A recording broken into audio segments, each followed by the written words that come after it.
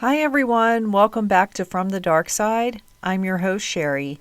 Today we're talking about some crimes that happened in the winter of 2002 in Alabama. Two families were brutally attacked by intruders. This case is solved, and we're going to discuss how investigators unraveled the connection between the two attacks and exposed the men responsible. Trigger warning in this one because it does involve the death of a child. I'll mention it again when we get to that point. A good chunk of source material for the show came from Vanity Fair Confidential, which I'll link in my sources. This is episode 154, The Case of Michael Carruth and Jimmy Brooks. We're going back to 2002 for this one. The car of the year was the Nissan Altima.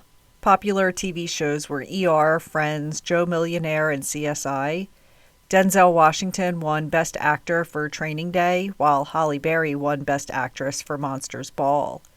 The average price for a gallon of gas in the U.S. was $1.36. The New England Patriots won the Super Bowl.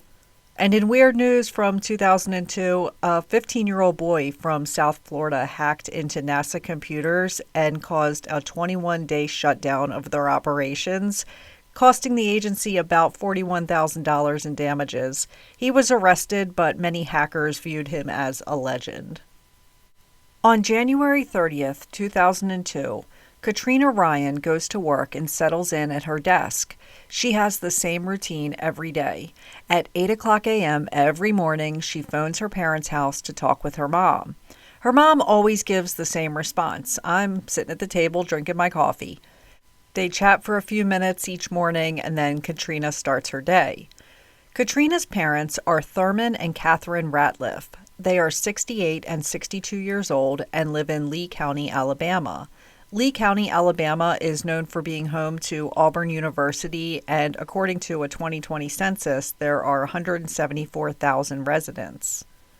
Thurman was an independent dealer of Snap-on tools, and her mother, Catherine, was a hairdresser. Most of her clients were elderly women like herself, according to Katrina. Katrina calls her parents' house that morning to talk to her mom, and she doesn't get an answer. A few minutes later, she tries calling again, but there's still no answer. Katrina is getting a little antsy because it's not like her mom to not call her right back. She waits a little while and tries to call again, but no one answers.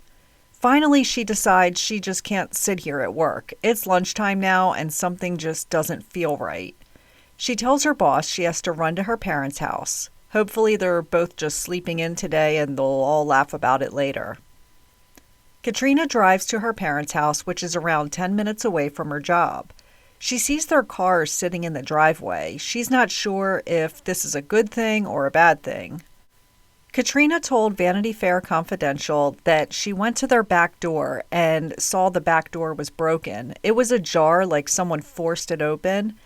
So she goes into the kitchen and looks into the den and sees her father laying face down, and there's blood on the back of his shirt. She screams for her dad, and he doesn't move. Now she has to find her mom. She knows this likely means something bad has happened to her mom.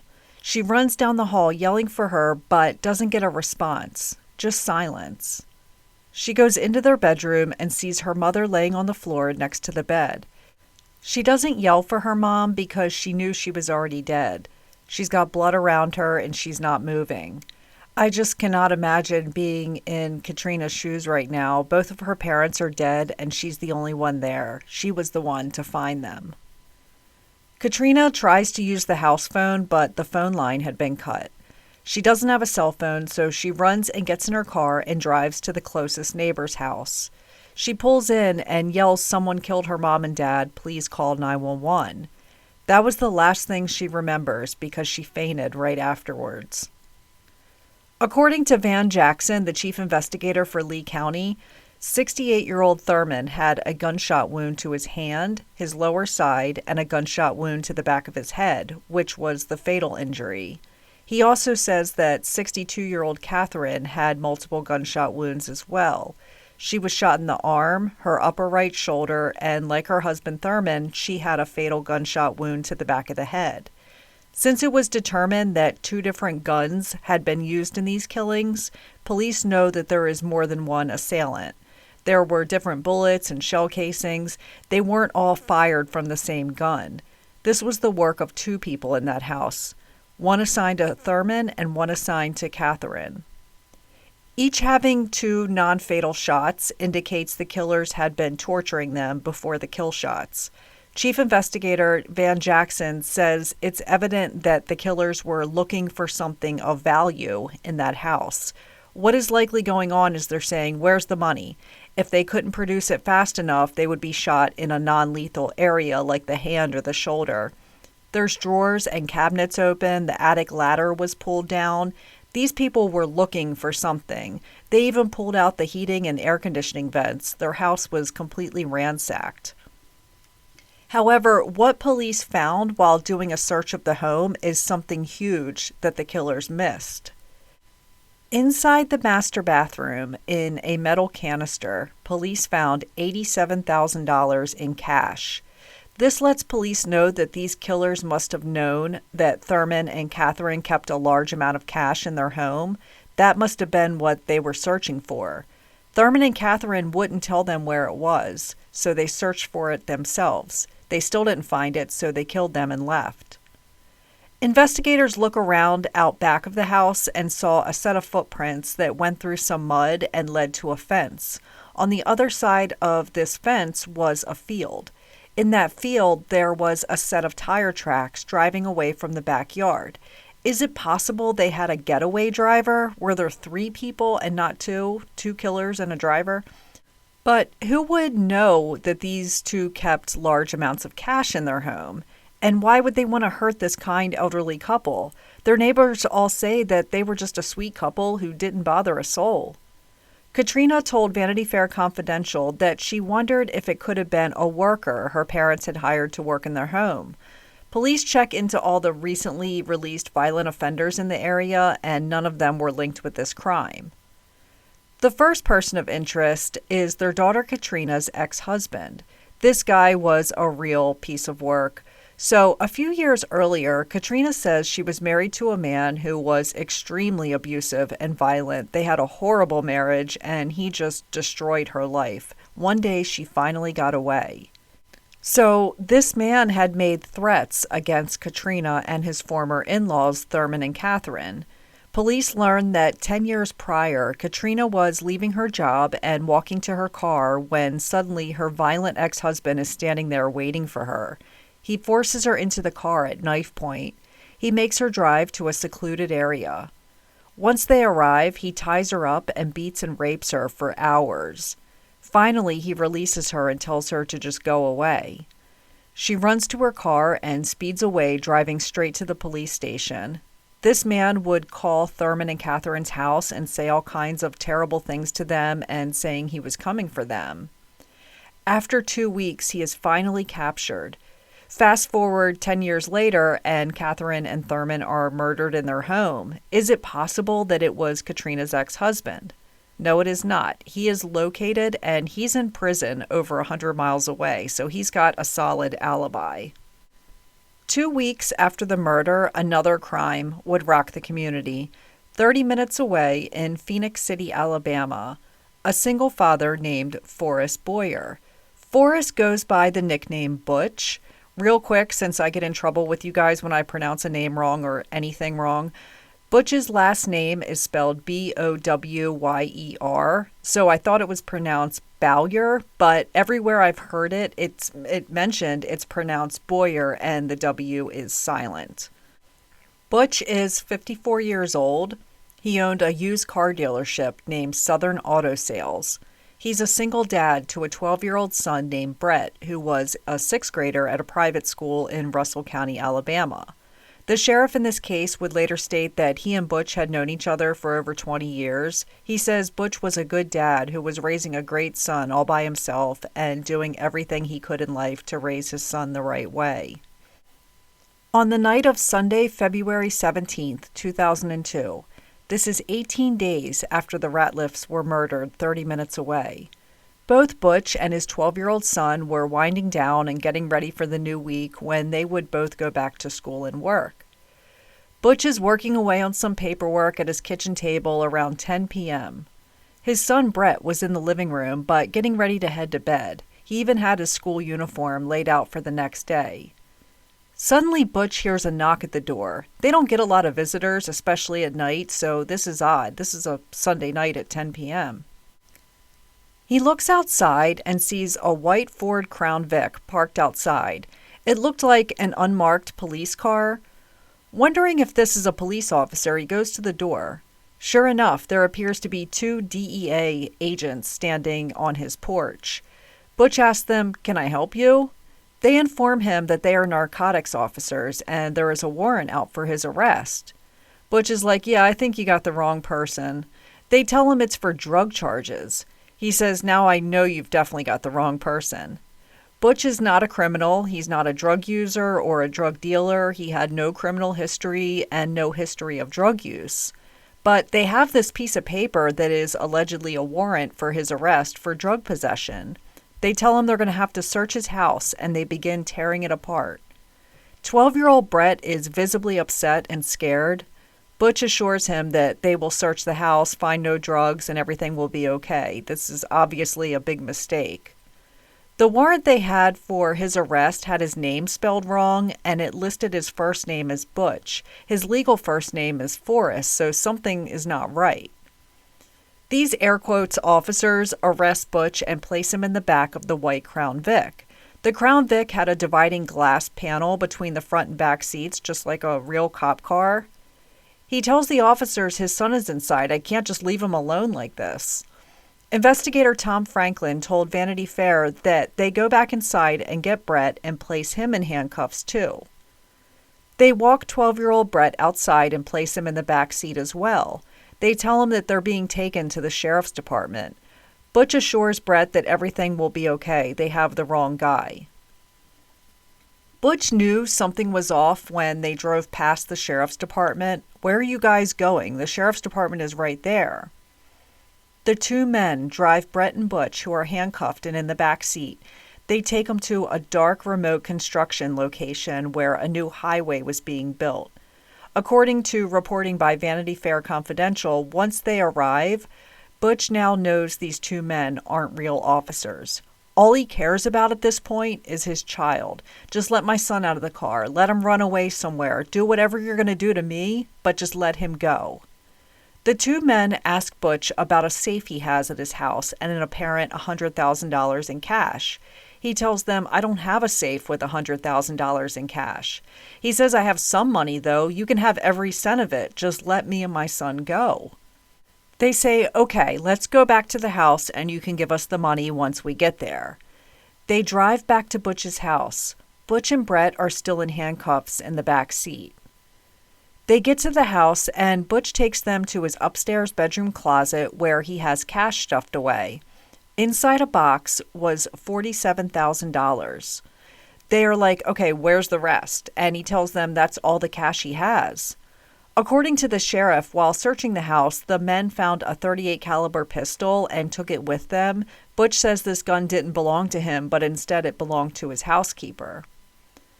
They take Butch and Brett back out to the remote location on Highway 431 where they had just left. They get them out of the car, and Butch begins begging the 2 men to let his son go. He says he will get them more money tomorrow when the bank opens. He'll give them anything they want. He says, "I don't care who you are. I don't care if you take the money and run and never get caught. I'll sell anything I have. Just don't hurt my son." Any bit of hope he has left is gone when Butch looks over and sees what appears to be a grave that was pre-dug. They get Butch away from the car and make him get down on his knees, and one of the men slices his throat. This was all the way from one ear to the next. Butch begins heavily bleeding from his neck. One of the men says to him, "That's sharp, isn't it?"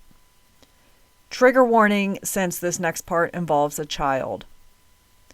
12-year-old Brett can see something is happening. Brett yells, "Please don't hurt my dad." He yells this over and over again.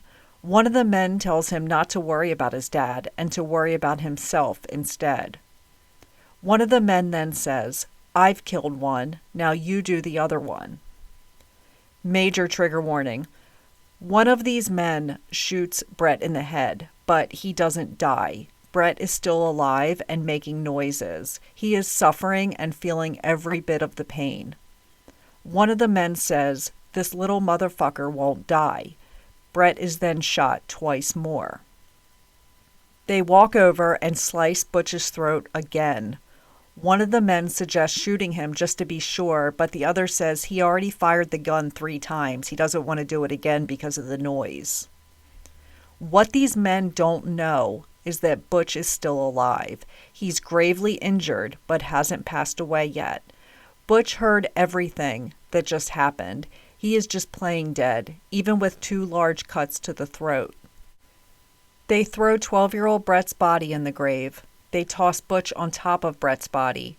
They throw the gun in the hole with them and then start shoveling dirt on top of them. Butch is laying there alive, but pretending he's dead. His throat is cut ear to ear. He's got his son's dead body underneath him.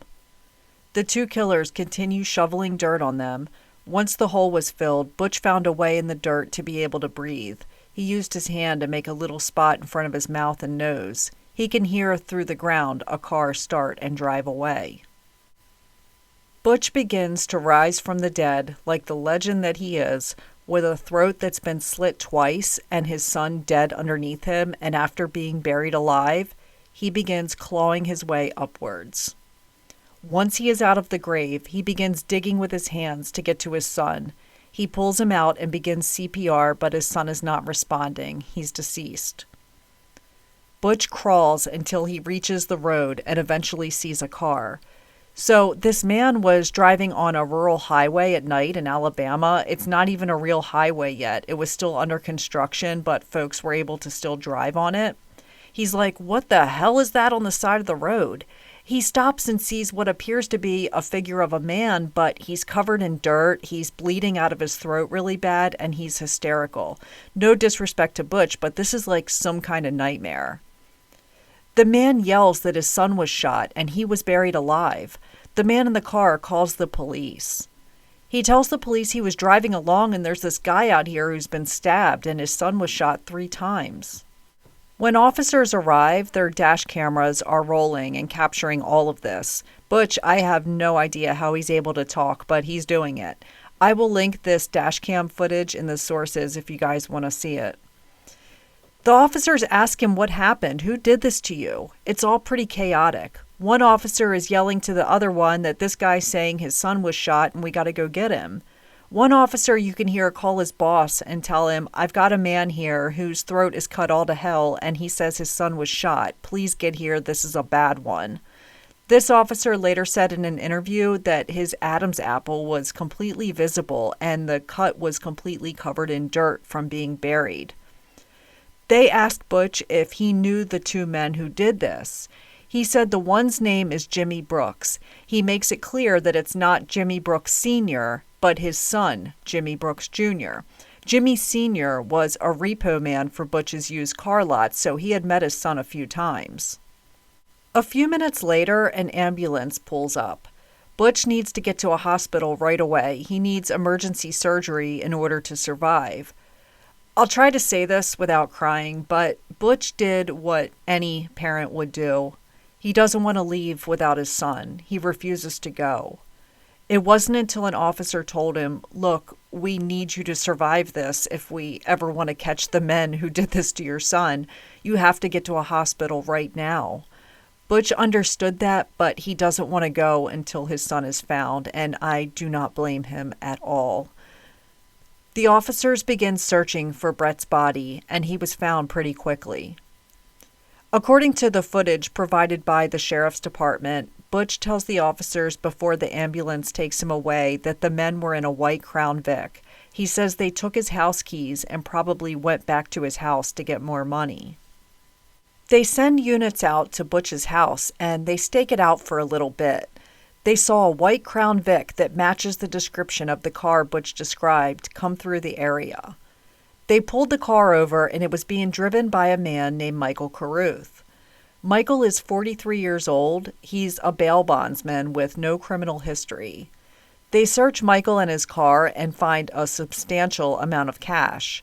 They also find 2 sets of handcuffs, fake DEA hats and shirts. He also had the keys to Butch's house in his pocket. Michael Carruth is taken back to the station. I've watched his interview a few times, and he is just acting like he's smarter than the cops. He denies any involvement and thinks there's no way he'll be arrested for this because there's no witnesses, and he says he didn't kill anyone. He's just like, you guys have nothing on me. But his demeanor changes drastically when they tell him, that man you killed, the dad, Butch, well, he didn't die. He actually climbed out of the grave and flagged down a motorist, and he's alive and telling us everything. Jimmy Brooks Jr. was the other killer Butch had mentioned. He is 23 years old and had met Butch a few times. He was picked up and brought in for questioning. They searched Jimmy's house and found a large amount of cash, just like they found on Michael Carruth. I love that it's been less than 24 hours and 2 arrests have already been made.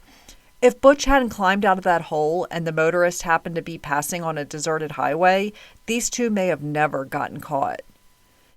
Jimmy starts singing like a canary. He tells the police he will tell them everything from the beginning. His biggest concern was that his girlfriend and her mother would be arrested for growing marijuana. That was found during the search of his house. He made it clear he'll tell them everything, just leave my girlfriend and her mom and their pot plants alone. Jimmy says he's a criminal who 6 months ago was bonded out by Michael Carruth through his bond company. He said Michael put up the $35,000 to get him out of jail. That's what bond companies do. One source stated the amount of the bond was $45,000. Another source stated the amount of the bond was $35,000, so I'm unclear which of those is correct.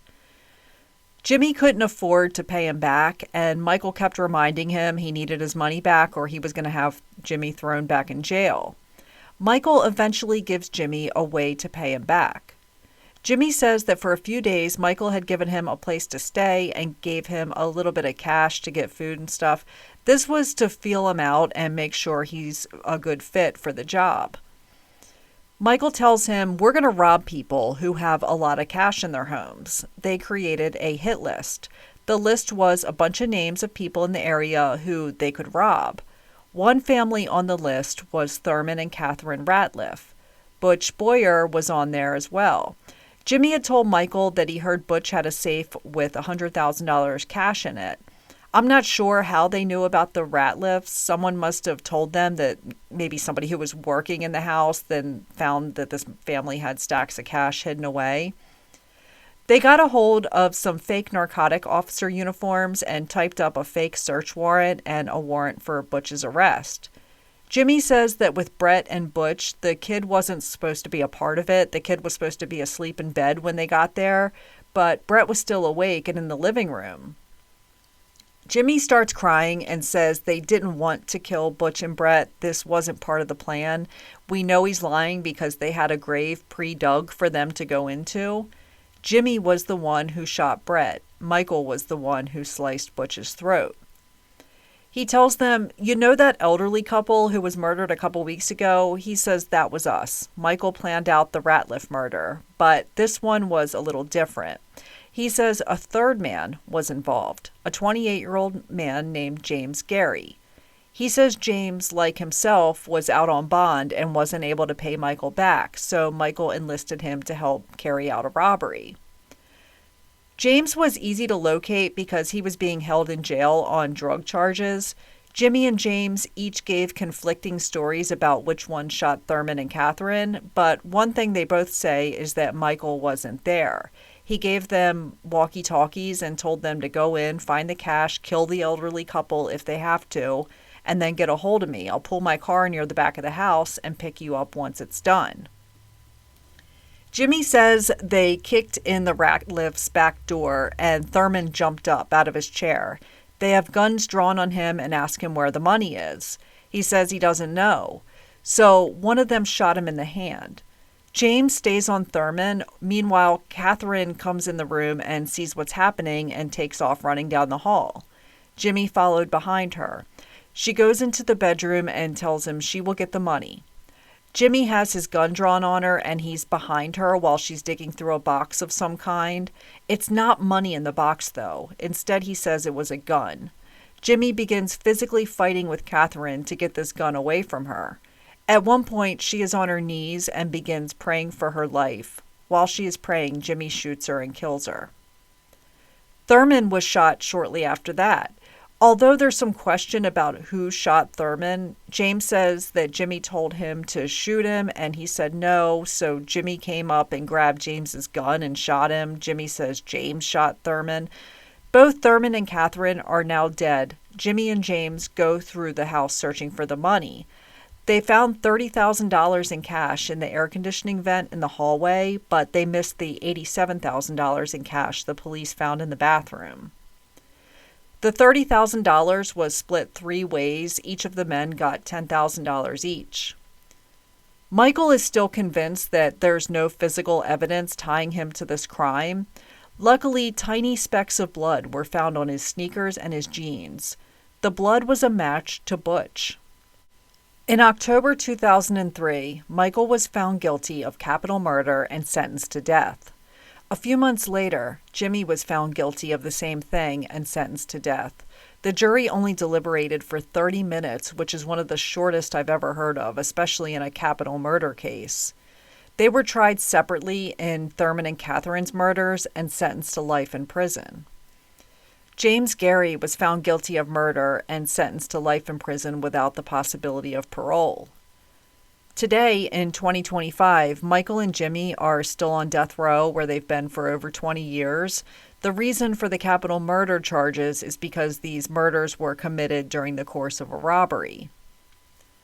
Brett's teacher at Glenwood Private School said coming into her classroom and having to tell her 6th grade class that Brett was murdered was awful. She told WTVM News in 2016 that for the last 14 years, every year Butch comes to the school and donates money. He hands them a check each time and leaves. Brett was his only child from what I can find, and he has to live the rest of his life without him. Butch is 80 years old today. He has kept a very low profile since that night. I read that he still lives in Alabama. He hasn't done any interviews and just stays to himself. That had to be one of the most traumatizing things a human can go through. He recovered from his injury, but the PTSD of crawling out of a grave, digging up his son with his bare hands, and seeing his son begging for his life and then being shot 3 times. Butch is a hero. So is Catherine Ratliff, who tried to get a gun and shoot Jimmy before he could shoot her. I also think about the PTSD that Thurman and Catherine's daughter Katrina has to live with. She was the one who found her elderly parents murdered in their home. This case was all about money. Michael and Jimmy wanted to start some big marijuana growing operation and needed money to get it started. So instead of working for the money, they thought it would be easier to rob and kill people instead. To them, money was worth more than human lives. The Ratliffs and the Boyers were good people. Thurman and Catherine and Butch were all upstanding citizens who worked hard to be able to save that kind of cash. Jimmy, Mike, and James didn't deserve that money. I'm also surprised that Michael had no criminal history. He likely had done crimes but hadn't gotten caught. I'm convinced that if Butch hadn't climbed out of that hole, they would have continued breaking into houses and robbing and killing citizens of Lee County, Alabama. Brett, who would be 35 years old today, is buried at Lakeview Memory Gardens in Phoenix City, Alabama. Thurman and Catherine Ratliff are buried at Garden Hills Cemetery in Lee County, Alabama. Rest in peace to Thurman, Catherine, and Brett. That's it for this week, and I'll see you all again soon. Take care, and much love to you all.